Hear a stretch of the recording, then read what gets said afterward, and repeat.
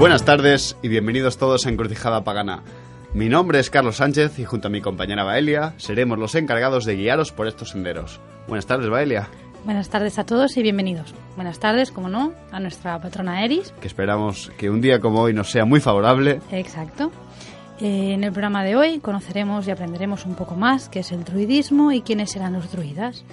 Tendremos la colaboración de la Hermandad Druida Dunailin y de la mano de Marta Bey hoy desentrañaremos pues un poco más de los misterios de los pueblos celtas. Y este será el primero de 2 programas dedicados al druidismo, en los que nos acompañará Marta Bey, a la que agradecemos su tiempo y su dedicación, la verdad, porque le hemos puesto muchos deberes para preparar todo este programa. Por último, además de esta interesantísima entrevista que merece mucho la pena, estoy segurísimo, pues tendremos la agenda y, bueno, una despedida. Sí, No claro. tendremos mucho más. Así que, queridos oyentes, acomodaos y continuad escuchando, que estas son las palabras de 2 paganos en su peculiar cruce de caminos. Empieza la aventura. Poison is slowly weaning my soul. Goodbye to my queen, to everyone. Light comes to my eyes and silence too. There's no way to return, no things to do. Be a friend, as I say. Let the house love me. Please clear my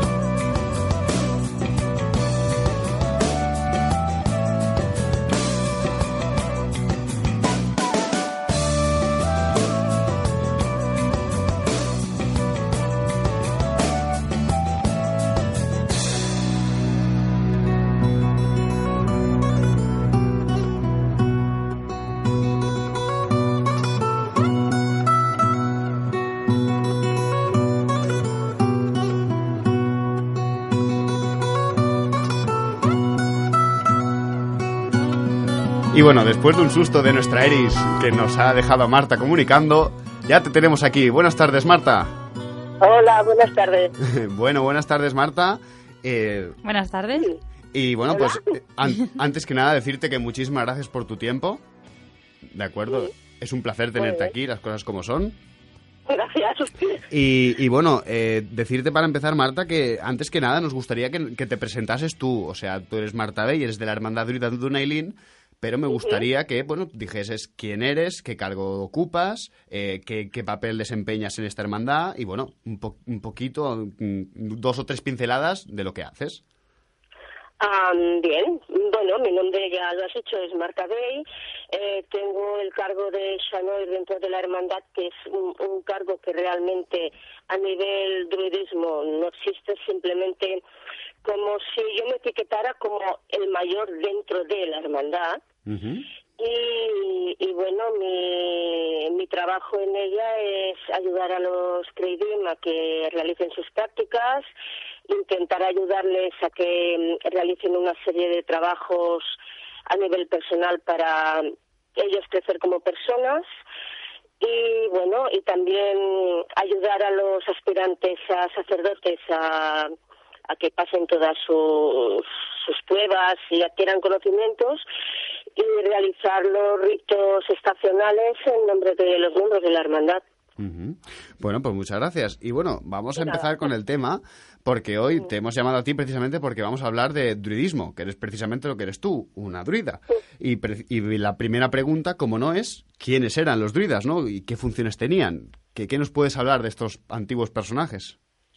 Bueno, a ver, ¿cómo empezar? Mira, a ver, tú imagínate Europa. Uh-huh. Toda Europa básicamente cubierta de enormes bosques en los que predominaban los robles. Uh-huh. Imagina una cultura formada por primitivos cazadores-recolectores que dependían totalmente de sus árboles, de los frutos que daban, de la madera para guarecerse y hacer hogueras. Toda persona que tuviera el conocimiento de cómo aprovechar ese árbol, que tuviera el conocimiento del roble, tenía una categoría dentro de esa estructura tribal. Entonces, a partir de ahí, se formó, digamos, un sacerdocio básico que sería precelta. Uh-huh. Vale, cuando llegamos al primer milenio antes de Cristo, cuando ya empezó la expansión celta, se mantenía ese estatus del conocimiento del roble y se desarrolló a partir de ahí un culto hacia el árbol como árbol sagrado o como tótem y talismán de una tribu. De hecho, un clan podía atacar a otro simplemente y destruirlo, simplemente quemando el árbol que simbolizaba a ese clan. A partir de ahí ya vamos encontrando que ese grupo de, digamos, sacerdotes primitivos van evolucionando hacia una casta intelectual. Entonces, se encontraban ya en cualquier zona donde existiera un asentamiento celta. Y a partir de ahí, digamos que se van modernizando, por decirlo de algún modo, van adquiriendo más capacidades, ya se van dedicando a maestros, a enseñar a los jóvenes de las tribus, son filósofos, son médicos, son juristas. Entonces ya se forma como una casta, que es más bien intelectual que no sacerdotal. De hecho, dentro de lo que es la casta druídica existía un sacerdocio específico llamado, si no recuerdo mal, Gutuatri, ahora te engañaría. Ahí estamos hablando de druidismo galo, ¿no? Entonces. La palabra esa sería Gala, creo que es algo así como el portavoz de los dioses. Es que piensa que en cada zona tiene sus características el druidismo. Claro, el druidismo se expandió por casi todas las zonas celtas, menos en la península, ¿no? Si no recuerdo mal.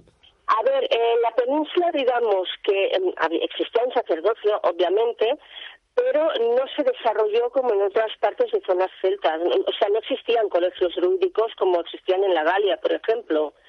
Digamos que quedaron a nivel básico. Yo tengo una teoría, la he leído por ahí también, que es la siguiente. No sé si es verdadera o falsa, pero explicaría muchas cosas. Y es que lo que conocemos como cultura celta, inclusive su sacerdocio, partió de la península ibérica hacia el este. Llegó al este, se desarrolló y posteriormente regresó, pero no llegó a la península ibérica. Sí, es una teoría, pero... leí sobre esta teoría y de hecho hay muchos estudios respecto históricos, mitos comparados respecto a Irlanda, que apoyan mucho esta teoría. Pero bueno, la verdad es que como teoría es interesante. Sí, como teoría es muy interesante y explicaría el hecho de que aquí exista una cultura celta, pero que no llegó, o sea, a nivel sacerdotal no llegó a desarrollarse como en el resto de las zonas celtas. Pero bueno, volviendo al tema. Sí, claro. Nos hemos saltado ahí, nos hemos adelantado un poquito.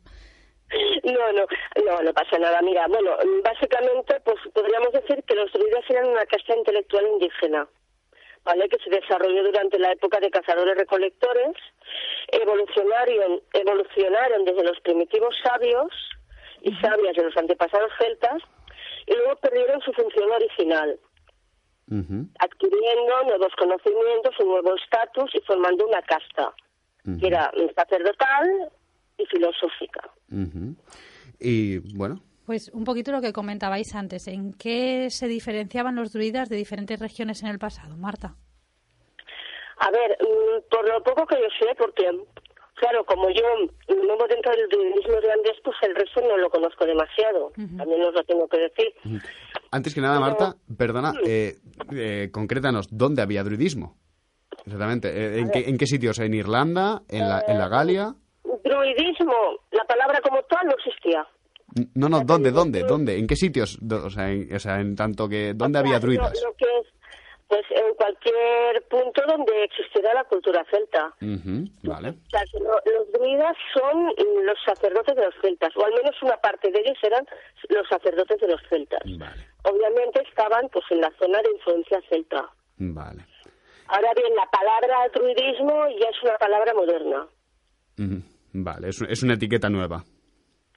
Sí, porque podríamos decir que eran los sacerdotes de los celtas que practicaban o enseñaban, dile X, la religión de los celtas. Y bueno, y remitiéndome a la pregunta que ha hecho Baelia, ¿en qué se diferenciaban los druidas de diferentes regiones? Ay, a ver, entonces, bueno, aparte del tema de los panteones, obviamente cada zona, todos tenían la misma base de creencia, pero su manera de practicarlo, sus divinidades eran distintas. Por ejemplo, hay divinidades en la Galia que no las vas a encontrar en Irlanda. O divinidades en lo que es Gran Bretaña que en Irlanda no están. Un ejemplo, Epona, o sea, la divinidad llamada Epona, si yo no me equivoco, bueno, estaba en la Galia, se ha encontrado en la península ibérica, en Gran Bretaña, pero en cambio en Irlanda no. Y has hablado de unas bases comunes, ¿no?, de creencias de todos estos druidas, ¿no?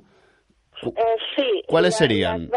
Bueno, sería obviamente el culto a los dioses y a los ancestros. El culto a los ancestros era muy importante.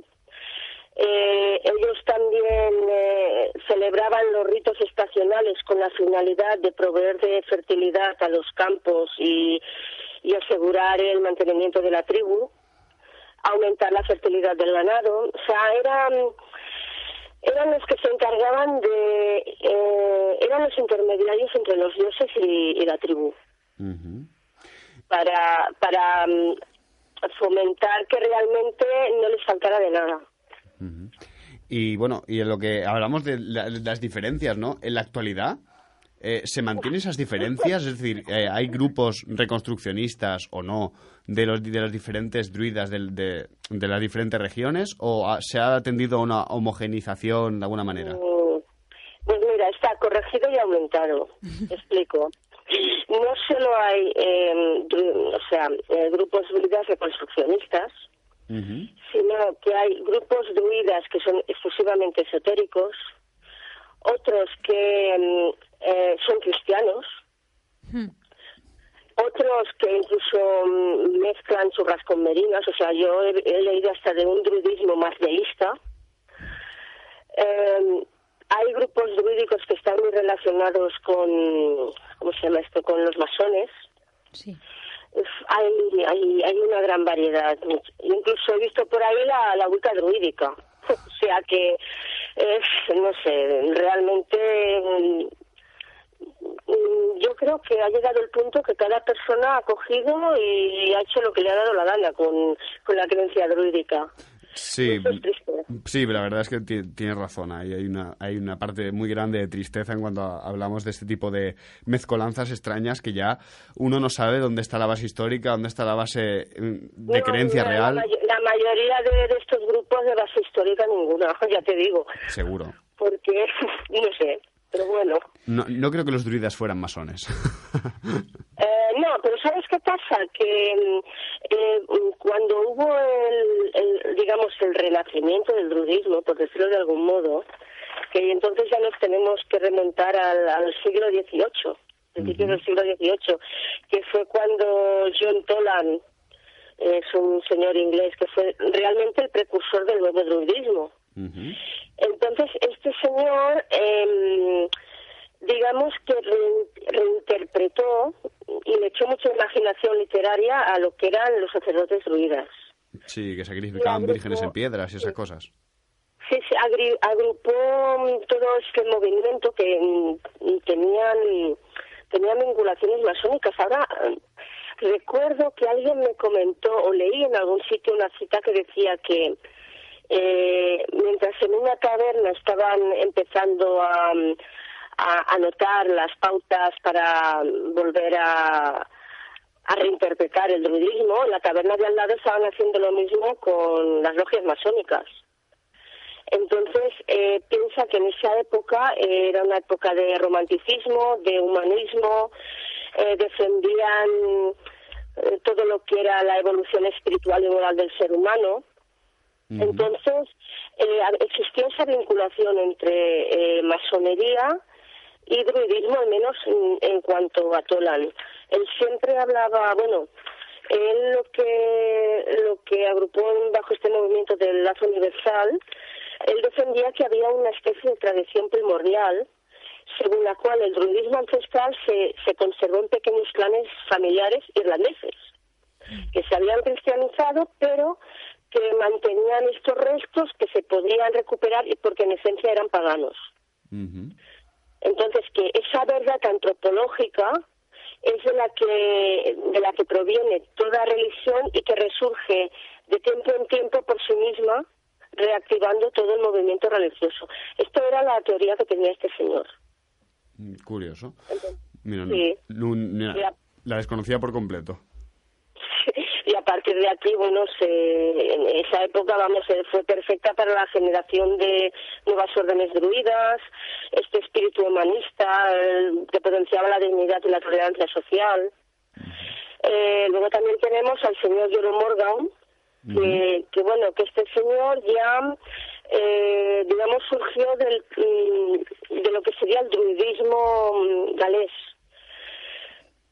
Pero bueno... Bueno, Marta, vamos a hacer una cosa. Vamos a encauzarnos otra vez en el tema porque de la historia ya hablaremos más adelante. ¿Marta? Sí. Vale, que de la historia ya la retomaremos, ¿de acuerdo? Sí. Y bueno, sabemos que, volvemos al tema de los druidas, ¿no? El tema de que tenía unas creencias básicas en los dioses y los ancestros. Y bueno, sabemos que los pueblos celtas, ¿no? Pues tuvieron una gran cantidad de dioses, como tú misma has comentado, ¿no? Pero que, como tú has dicho, ¿no? Que estos dioses no eran los mismos en un sitio que en otro, ¿no? Por ejemplo, en la península tenemos a Taecina, Endobélico, Epona, en Irlanda tenemos a Lugh, a Nuada, etcétera. Y en el druidismo, ¿son todos los dioses considerados por igual? A ver, sí. De hecho, no hay ningún dios que esté por encima de otro. Lo que pasa es que hay ciertas divinidades que, digamos, tienen vinculación más directa con el druidismo. Por ejemplo, hablando de tradición irlandesa, que es lo que yo domino, tenemos a Andagda, que es considerado el patrón de los druidas, el padre de todos, y tenemos a Brid, que es considerada también señora de los bardos, que eran uno de los rangos dentro del sacerdocio druida. Por otro lado, sí que he leído, lo que pasa es que esto tiene trazas de no ser auténtico, pero bueno, Jerome Morgan decía que existía una divinidad llamada Jugadar, que él la equiparaba a Cernunos, y que según él afirmaba era honrado por bretones y galeses. Lo que pasa es que, claro, esto según unos escritos que lo había encontrado, que luego se supo que los había hecho él mismo. No obstante, Está bien. A veces pasa. Cernunnos sí que es un dios que está en toda la zona céltica y es venerado por todas las tribus celtas. Sería lo que llaman el dispater. Sí, el que los romanos le equipararon al dispater, sí. Ajá, y en nuestro caso, Cernunnos también se equipara a Andagda, en según qué momentos. Si hay algún dios así principal sería este. Bueno, y una diosa madre sin nombre, porque claro, cada zona celta la denomina de una manera. Nosotros sería Danu. Y luego tendríamos la antimadre, que sería Domnu, que es la madre de los Fomoré. Ahora te voy a pedir unos pequeños apuntes de mitología. ¿Los Fomoré quiénes son? A ver. Bueno, en el libro de las invasiones explica cómo se pobló la isla de Irlanda. Aparecen los Fomoré, estaban en Irlanda ellos. Entonces son los que tienen el control sobre la isla y son los que son vencidos por los Danann. Los Fomoré, de hecho, vendrían a ser los dioses de la naturaleza salvaje. O sea, los dioses primigenios. Como los Jotuns germánicos o los titanes griegos, ¿no? Sí, exactamente. Ellos serían los señores de la tormenta, los que traen la sequía, los terremotos, las lluvias torrenciales, los abismos marinos, y se contraponen a los Danann, que son los dioses de la técnica y de la cultura y de la ciencia. De hecho, creo que era en la batalla de Marturet, hay un curioso diálogo entre Bres, que es medio Fomoré, y Luke. Luke le promete perdonar la vida a Bres, que bueno, había sido rey de los Danann y se pasó mucho, con lo cual se provocó una guerra y demás, que le perdonaba la vida si les enseñaba a plantar el grano. Curioso. Y es curioso que una divinidad como Luke, que es el que tiene todos los dones, que es, es el sumum. Maestro de todas las artes se le llama. Sí, no sepa cómo trabajar la tierra y cómo plantar el grano, que se lo tiene que pedir a alguien que es medio Fomoré, porque él sí que lo sabe. Interesante, la verdad. Son cosas que vas encontrando cuando lees y te quemas las pestañas de tanto leer, y en eso se basa el reconstruccionismo. Y bueno, ahora que hablamos de reconstruccionismo... Sí, comentábamos antes que hay muchos tómicos románticos en cuanto al culto de los druidas, ¿no? ¿Cómo rendían culto o cómo se rendía culto a los dioses celta? A ver, yo por lo que he podido deducir, porque claro, piensa que los textos están bastante cristianizados. Entonces, yo por lo que he podido deducir era bastante a nivel de gente normal, no de sacerdotes, ¿vale? Era muy parecido a lo que serían los blots de los nórdicos. Una ceremonia más bien sencilla, ¿no? Entonces... Evidentemente. A ver, tú piensa una cosa. El pueblo celta rendía directamente culto a sus dioses. Los druidas o los sacerdotes lo que hacían era ayudar a las gentes de la tribu en necesidad de que tuvieran que preparar algún ritual específico, sostener los ritos estacionales ya dirigidos a divinidades específicas en cada cambio de estación para asegurar la cosecha, que nacieran terneros, etcétera, y enseñar. Entonces, el pueblo celta, de hecho, estaba totalmente capacitado para rendir culto a sus dioses. De ahí que en la hermandad funcionemos como funcionamos, que hay los creyentes que tienen sus prácticas y los sacerdotes que hacemos los ritos para, en nombre de todos, para entendernos. Pero vamos, básicamente un rito normal. Y es muy, muy parecido, según yo he deducido, a los blots. Que puedo estar equivocada, porque es lo que tiene el reconstruccionismo, que hoy dices, uy, esto es así, y dentro de una semana encuentras algo y te lo cambia todo. Sí. Cierto, a ver, la historia y la arqueología es lo que tiene, ¿no? Se va reinterpretando y reescribiendo a medida que nos vamos encontrando cosas nuevas. Claro. Y otras. Bueno, Marta, pues mira, te vamos a dejar unos 5 minutitos para que respires. Vamos a poner un tema tradicional irlandés que se llama Whiskey in the Jar, pero no sé si la conoces esa canción. Sí. Pues nosotros vamos a poner la versión de Metallica, muy moderna, y la verdad es que a mí me encanta. Estaba buscando la excusa para ponerla. Y en 5 minutitos nos reunimos contigo y continuamos, ¿de acuerdo? Muy bien. Hasta ahora. Hasta ahora, Adiós. Marta.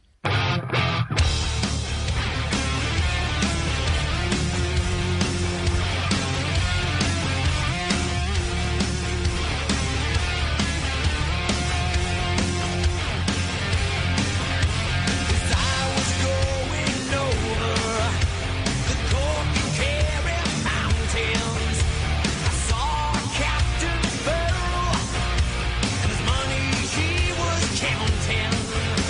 I first produced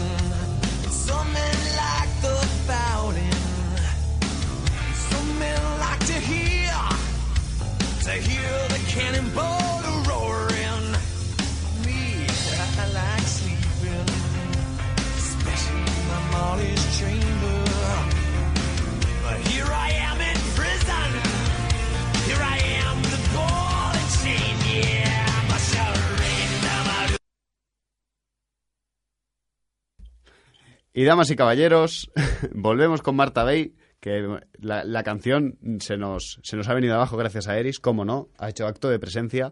Hola Marta, de nuevo. Hola. Bueno, Eris dice, quiere que hables tú, pero no quiere escuchar Whiskey in the Jar de Metallica. Eso es porque Yo no le he dicho nada. Eso es porque está liada con Laura, que no le gusta, yo creo que lo que he puesto. Y bueno, volvemos al tema. A ver. Vale, mira, bueno, ya hemos dicho, ¿no? Quiénes eran los druidas, en qué creían, que había diferencias entre ellos. Has hablado del papel de su rol entre los celtas. Hemos hablado un poco de cómo se rendía culto a estos dioses celtas, un poco de los panteones. Y bueno, vamos a hablar ya de un tema más teológico, de alguna manera, más profundo, que es el tema del alma entre los celtas. ¿Existía un concepto del alma? A ver, te voy a contestar en base al druidismo irlandés. Claro. Lo que conozco en profundidad. A ver, en druidismo irlandés nos enseña que el ser humano posee en él mismo 3 reinos. O sea, mente, cuerpo y espíritu.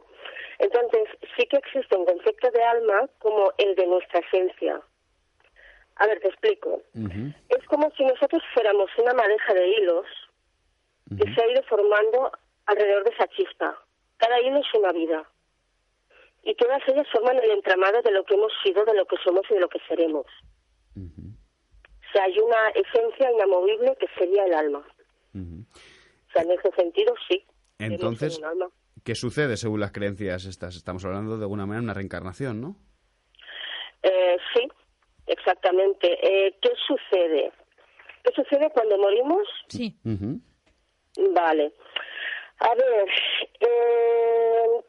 yo te puedo hablar de lo que es el druidismo irlandés y de lo poco que conozco del druidismo galés, para que veas la diferencia. A ver, el druidismo galés tiene una influencia bastante fuerte con el cristianismo, que parte de Iolo. Entonces, la finalidad de la existencia para el druidismo galés es ser uno con Dios. Entonces, ellos tienen un ciclo de vida con tres grandes círculos de existencia. No recuerdo los nombres, pues ya te digo, no, el druidismo galés no lo domino. Pero si no recuerdo mal, el último círculo, que es donde está Dios, para entenderlo, se llama Mandred, si no estoy equivocada. Y la finalidad de la existencia es ir evolucionando hasta que te fundes con la divinidad. Es una creencia muy parecida de alguna manera al hinduismo, ¿no? Tiene ciertos parecidos de reencarnarse hasta alcanzar una perfección. Sí, podríamos decirlo, sí. Pero en cambio, en el druidismo irlandés, a ver, nosotros cuando morimos aquí, es que es un poco raro de entender. Cuando morimos aquí, nacemos en el otro mundo, ¿vale? Vivimos una vida en el otro mundo. Cuando morimos en el otro mundo, nacemos aquí. O sea, sí. Entonces, tú recuerdas, a ver, es que tenéis que haber visto en las películas, ¿cómo son los funerales irlandeses? Fiestas normalmente. Fiestas, que todo el mundo come, bebe, ríe, cuenta chistes. A ver, la creencia irlandesa que se exportó cuando hubo la gran migración a Estados Unidos, la idea es que cuando alguien muere aquí y nace en el otro mundo, pues aquello es una alegría para el que muere, porque va a nacer en el otro mundo, que es, digamos, entre comillas, el paraíso. Se les despide pues por todo lo alto, con una fiesta, porque saben que van a nacer allí y serán felices. En cambio, cuando alguien nacía, se lloraba, porque esa persona había muerto en Tirnanock y nacía en este mundo, que en este mundo era muy duro.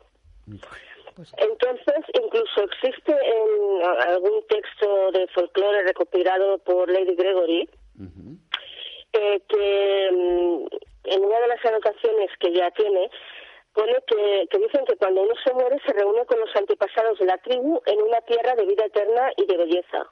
y que allí disfrutan de los placeres más finos. O sea, que esa idea de que mueres y vas al otro mundo y luego regresas, o sea, es como un ciclo sin fin. En el siglo XIX, que es cuando recopilaban las leyendas, los románticos irlandeses, existía todavía. Y de hecho se siguen celebrando así los funerales, desde luego. Entonces, también tenemos la teoría, por eso ya entra dentro de la teoría, de que alguien puede tener un renacimiento espontáneo, o sea, una migración de las almas. Ahí nos podemos acercar a la historia de Tuan Cairil o de Fintan Mac Brogna, que son ejemplos de renacimiento espontáneo. O sea, por ejemplo, no sé si es en Tuan, que él va reencarnándose en varias formas, en águila, en ciervo, en jabalí, hasta que vuelve a ser hombre. Entonces, los irlandeses antiguos creían que cualquier cosa podía contener el espíritu de un antepasado, las rocas, las flores, un fruto, los animales. Entonces, como todos los seres estaban poseídos por un espíritu que los habitaba y podía ser uno de los parientes, pues tenían mucho cuidado cuando tenían que arrebatar una vida. De ahí esa tradición, esa costumbre que tenían de pedir permiso o de dar las gracias cuando mataban algo. Eso sí que lo he encontrado en algunos textos. Y parece ser que es debido a esa idea de que todo lo que existe posee espíritu y puede ser un espíritu de sus ancestros. Con lo cual ya no solo es la reencarnación, sino una migración de alma. Pues muy interesante, la verdad. Oye, muchas gracias. Hemos hablado antes, Marta, de el cambio de los ciclos estacionales, ¿no? Sí. ¿Qué festividades y ciclos celebraban los druidas? A ver, en la antigüedad, los que yo tengo entendido que se celebraban eran los 4 mayores, que serían Oimer, que sería el... Oimer es la celebración en honor a Brit, que es cuando nacían los terneros, las ovejas, etcétera, y era entre finales y principios de febrero, entre finales de diciembre y principios de febrero. Entonces sí que sé que al menos en Irlanda lo que lo marcaba era que en el horizonte se veía la estrella Fomalhaut, que es de la constelación de Piscis, que es llamada también fecha ardiente. O sea, ese era el momento en que se celebraba. En Beltane, pues también coincidía con que se le daba Aldebarán. En Lugnasad coincidía con la estrella Regulus de Leo, que ellos le llamaban Q, el perro. Y en Samain también era cuando predominaba Antares. Entonces, estas cuatro festividades estaban relacionadas por un lado con lo que es la constelación y por otra con las lunas. Eso aún estoy yo acabando de atar, pero parece ser que existía un periodo de 3-4 semanas en el cual estabas dentro de, digamos, la marea para poder realizar la celebración. O sea, no serían días fijos, sino que serían periodos de... y puede ser que varíen. Igual que, por ejemplo, los galos tienen el calendario de Coligny, que marca unas pautas que igual no coinciden con el resto de cultos paganos, que más o menos están establecidos. Nosotros a veces también nos varía, y a veces nos varía de mucho también, pero aún, ya te digo, aún no estoy yo cotejando. Y luego sí, lo que sí que se celebran también, pero ya a nivel sacerdotal, aunque los Creidín también lo celebran y hacen sus, digamos, trabajos personales, a nivel sacerdotal lo que son solsticios y equinoccios los utilizamos para trabajos nuestros, por decirlo de algún modo. A nivel sacerdotal, llámale entre comillas magia, si quieres, que no es otra cosa que incidir un poco en nuestra vida para tomar el control y tomar decisiones. Esto enlaza con la siguiente pregunta que te íbamos a hacer, es si se practicaba la magia en el druidismo antiguo. Sí, y en el moderno también. Lo que pasa es que el concepto de magia es que, claro, depende de lo que entiendas por magia. Para nosotros, La magia es simplemente tener el control de nuestras vidas, la responsabilidad de nuestras vidas, y cada vez que vamos a realizar algún acto mágico, ser conscientes de que lo que estamos haciendo es... A ver, ¿tú sabes cómo se llama esto? ¿El efecto mariposa? Un poco, algo me suena. Un aleteo de las mariposas en un sitio causa un tornado en otro. Te voy a explicar de otra manera. Tú imagínate una enorme telaraña, ¿vale? Si tú practicas magia para obtener algo, coges, mueves un hilo, tú no sabes ese hilo, las repercusiones que traerá, porque en la otra punta de la telaraña puede haber una hecatombe. Entonces nosotros somos de pensamiento de que antes que recurrir a la magia, entre comillas, hay otras maneras de actuar y de controlar las situaciones. No sé si me he explicado. Sí. A ver, es un concepto de magia muy responsable, la verdad. Entonces, sí que se practicaba magia y sí que se practica, pero es una magia que es como muy, entre comillas, chamánica. O sea, estamos hablando de una magia muy... La pregunta que te iba a hacer ahora es ¿qué tipo de magia es? ¿Más chamánica? ¿Es más natural? ¿Cómo la definirías más? Yo creo que es yo diría que más chamánica, y te cuento. Mira, la que usamos más, al margen del canté. El canté, aunque suene así muy... es una maldición cantada, ¿vale? Entonces, ¿qué pasa? Los druidas, y muchos practicantes de creencias paganas, incluso de magia, saben que la palabra es poder. Entonces, la palabra acompañada de gestos, entonación, es como si le dieras vida a las palabras. Y las palabras viven y actúan según lo que tú les has dado. Entonces, dentro de lo que sería la magia que se practicaba en el druidismo antiguo y que estamos intentando recuperar, hay un tipo de magia que era conocida como las 3 iluminaciones, que he escrito alguna vez sobre ellas. Eran un grupo de técnicas para conseguir la iluminación, la inspiración o la adivinación. Entonces tenían el nombre de Ketaldo Chernav, que era la iluminación por el canto, que era cantar, era como un mantra, cantar una palabra reiterativa, que puede ser una invitación a los dioses, el nombre de una divinidad. Y eso lo que hacía es, acompañado con danza o con palmas, es como si entraras en un estado alterado de conciencia. Pero al mismo tiempo entras en relajación y enfocas hacia lo que quieres. Entonces, en ese estado es cuando se producían profecías o incluso canalizaciones. Pues, muy curioso. Y una pregunta, ¿y toda esta magia que estáis reconstruyendo de alguna manera o recuperando? Porque muchas será recuperada, estoy seguro. ¿Cómo la recuperáis? ¿De qué fuentes? ¿De dónde sacáis toda esta magia?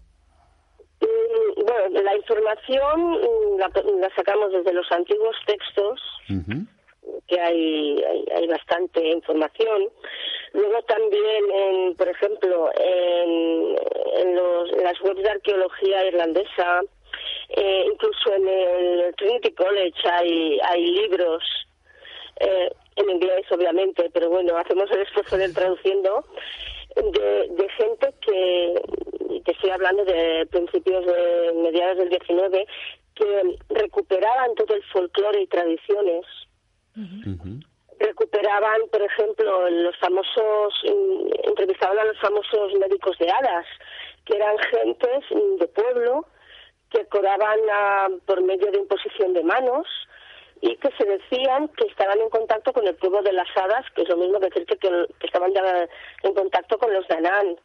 Y eran personas con capacidades curativas que se decían que las hadas se las habían concedido y que seguían una serie de como ritos antes de curar a alguien.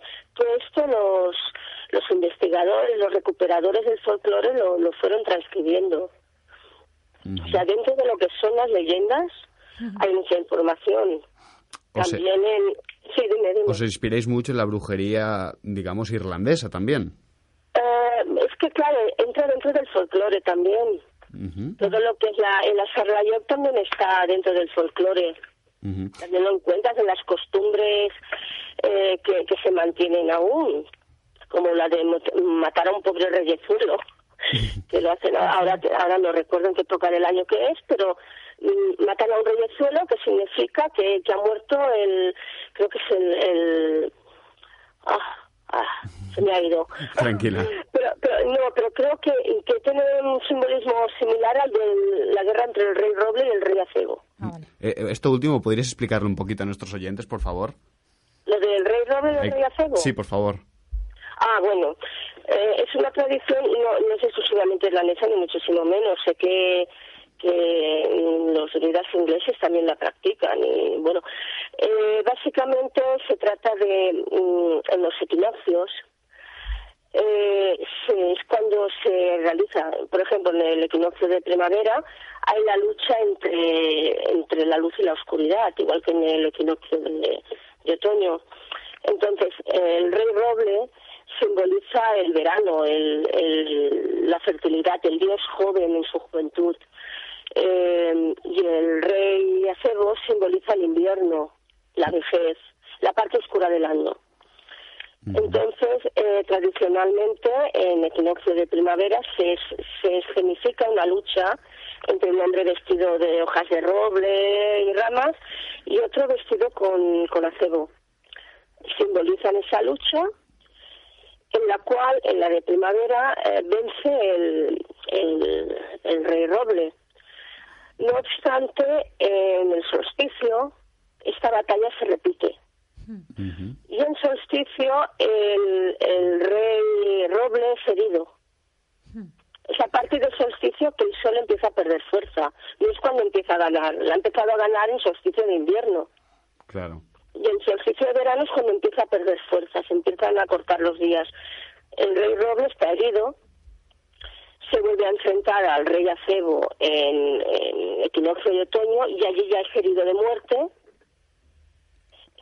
Muere definitivamente en Samain y es cuando empieza a predominar el rey Acebo, que seguirá gobernando hasta el solsticio de invierno, que se pelea otra vez en la lucha con el rey Roble, donde el rey Acebo es herido y morirá en el equinoccio de primavera, a grosso modo. Es un simbolismo de la parte luminosa y la parte oscura del año. Y es una tradición que se ha mantenido, creo que sobre todo en Inglaterra, si no recuerdo mal.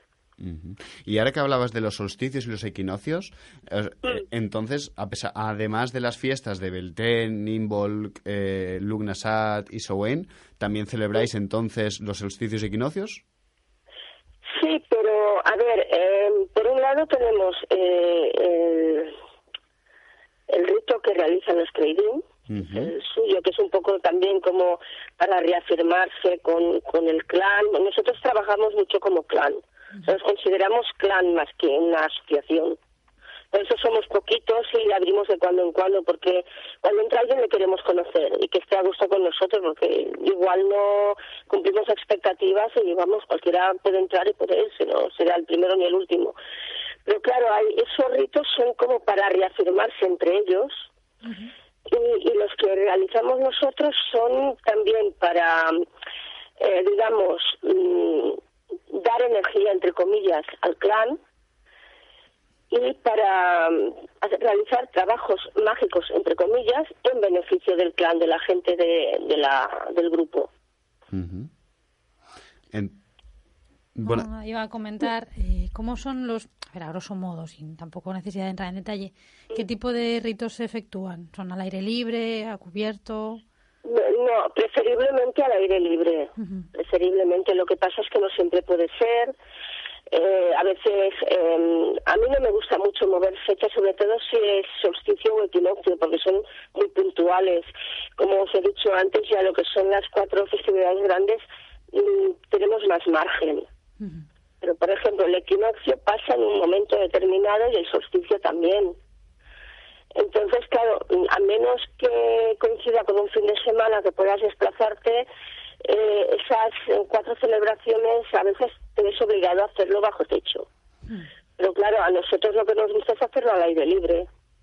Claro, de hecho es lo preferible. Es como debe ser, pero bueno, no siempre puede ser así, la verdad. Los dioses a veces nos ponen a prueba, pero nosotros ahí estamos dándole duro. Sí, no se pueden quejar, que con las libaciones que les hacemos no tienen por qué quejarse. Yo te iba a preguntar, Marta, a la hora de hacer una celebración o de preparar un ritual, ¿hay mucho material que se tenga que preparar? ¿Son celebraciones más bien sencillas o requieren de mucha complejidad? No, mira, los ritos sacerdotales, que digamos son los complicados, entre comillas, lo que necesitamos son los 4 sagrados.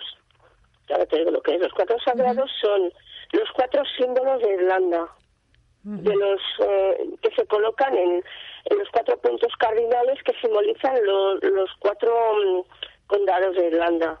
O sea, sería, por un lado, la lanza de Luke, ¿sí? Por otro sería la piedra, la liafal, el caldero del Dagda y la espada de Nuada. Cada una situada en una zona. La espada, por ejemplo, está en Ulster, la lanza está en Leinster, el caldero está en Connacht y la piedra está en Munster. Y en el centro colocamos un bastón, el bastón que uso yo, en este caso, que simboliza el Bilé, que es el árbol sagrado que conecta los 3 reinos, el reino del cielo, el reino del mar y el reino de la tierra, que sería parecido al Yggdrasil, es el árbol de los nórdicos. Es un Axis Mundi. Es un Axis Mundi, exacto. Simbolizaría el Axis Mundi. Pues mira, oye, bueno, Marta, sentimos decirte que te tenemos que dejar por hoy. Hoy, la semana que viene más. Vale. Y que bueno, que muchísimas gracias. Que la semana que viene una pregunta que no se me va a olvidar hacerte es un poquito más sobre el simbolismo que nos has explicado de la lanza, la liafal y el caldero, etcétera, que yo creo que merecerá la pena como mínimo hacer un pequeño ahínco ahí. Y bueno, y nada, y la semana que viene ya te preguntaremos un poquito más sobre historia, que trataremos un poco más la historia del druidismo moderno, y bueno, y nos hablarás de tu hermandad, de cómo funcionáis, qué hacéis, etcétera, ¿de acuerdo? Pues muy bien. Bueno, muchas gracias por tu tiempo. Gracias a Luke por hacer que la comunicación sea fluida y a Eris por no molestarnos mucho. Eris no molesta, contribuye a su manera. Sí, ella aporta sus granitos de arena, a veces en el riñón. Sí. Bueno, pues un abrazo muy fuerte, ¿de acuerdo, Marta? Venga, gracias. Gracias, hasta Marta, pronto. Hasta pronto. Bueno, pues vamos a hacer una agenda un poquito express. Vamos a recordaros que tenemos en el primer lugar de la agenda Tarraco Viva. Es un festival cultural internacional dedicado y especializado en la divulgación histórica de época romana. Este año, en su 16ª edición, se centra en la figura de Augusto. Y bueno, pues se celebra del 5 al 25 de mayo de 2014. Este año, pues digamos que una de las cosas que más llama la atención será la reproducción a escala del Arapakis y de la escultura de Augusto de Prima Porta, que bueno, pues forman parte de la exposición Augusto, una civilización mediterránea, y que nos acercarán a la época del primer emperador en formato de visitas comentadas. Y luego, el sábado 17 es la Noche de los Museos y el domingo 18 el Día Internacional de los Museos. La Noche Europea de los Museos permite al público visitar los museos participantes de noche y gratuitamente, posponiendo la hora de cierre hasta la 1 de la madrugada más o menos. Por su parte, el Día Internacional de los Museos, que muchos centros celebran con jornadas de puertas abiertas y actividades especiales que hay que aprovechar, pues tiene como tema este año los vínculos creados por las colecciones de los museos. Hay actividades en los museos, por supuesto, de Barcelona, de Tarragona y de Lleida. Nosotros vamos a destacar que es un buen momento para visitar Canulevé, el poblado ibérico de aquí de Sardañola, ya sea en la jornada de puertas abiertas del domingo o en la visita nocturna al poblado que se hace el sábado de 8:30 a 10:30. Así, a nivel de museos, pues os recordamos que hasta el 15 de junio en el CaixaForum tenéis la exposición Mediterráneo del mito a la razón, que ya os comentamos en anteriores programas, y que la de los vikingos la tenéis en el Museo Marítimo hasta el 28 de septiembre de este año, o sea que hay tiempo para ver otras cosas. El sábado 24 de mayo a las 4 de la tarde tenéis el taller Creando a tu diosa interior con Yolanda Benalles. Esta vez pues se trabaja el arquetipo de la madre y los aspectos del amante y mujer plena. Se celebra en el Espai Harmònic de la Llagosta y para más información podéis escribir a inetribal@gmail.com. Como comentamos la semana pasada, vamos a ampliar el territorio de la agenda, ¿vale? Si organizáis o conocéis algún evento o propuesta de actividad, obviamente pública, relacionada con el paganismo y temas afines, pues os invitamos a que nos escribáis a encrucijadapagana@gmail.com o bien que nos escribáis un mensaje vía mensaje a nuestra página en Facebook, ¿vale? Con un pequeño resumen del evento, de la actividad, para que lo podamos incluir en la agenda. A veces no podremos incluirlos todos, pues esto depende un poco de la temporada. Hay épocas que se juntan muchas actividades y otras que parecen desiertos. Pero bueno, queremos dejar abierta esta opción pues para los que nos escucháis desde más lejos, que podáis estar en contacto entre vosotros también por este medio.